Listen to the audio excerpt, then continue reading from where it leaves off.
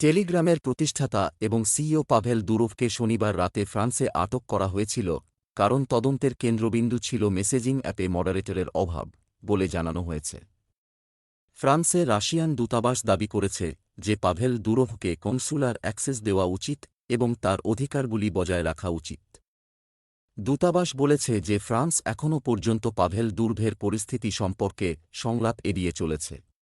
এখানে পাভেল দুরোভ সম্পর্কে আপনার যা জানা দরকার: ৩৯ বছর বয়সী রাশিয়ান বংশোদ্ভূত এই বিলিনিয়ার টেলিগ্রামের প্রতিষ্ঠাতা এবং সিইও, যার আনুমানিক সম্পদের পরিমাণ প্রায় $15.5 বিলিয়ন। পাভেল দুরোভের যাত্রা শুরু হয়েছিল ২০০৬ সালে ভোকন্ট্যাক্ট প্রতিষ্ঠার মাধ্যমে, যা ছিল রাশিয়ার ফেসবুকের সংস্করণ এবং দেশের বৃহত্তম সামাজিক নেটওয়ার্কিং সাইটে পরিণত হয়। ২০১৪ সালে পাভেল দুরোভ রাশিয়া ছেড়ে চলে যান কারণ তিনি ভোকন্ট্যাক্টেতে বিরোধী নেটওয়ার্কগুলি বন্ধ করার দাবির সঙ্গে আপোস করতে অস্বীকার করেন। সে সময় তিনি কোম্পানির শেয়ার বিক্রি করেন এবং ২০১৩ সালে পাভেল দুরোভ টেলিগ্রাম চালু করেন।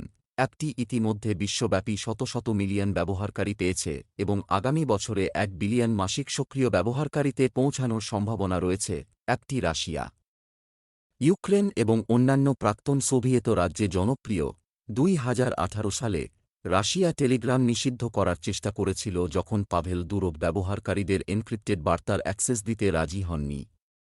এটি এনজিওদের কাছ থেকে প্রতিবাদ এবং সমালোচনার সৃষ্টি করেছিল।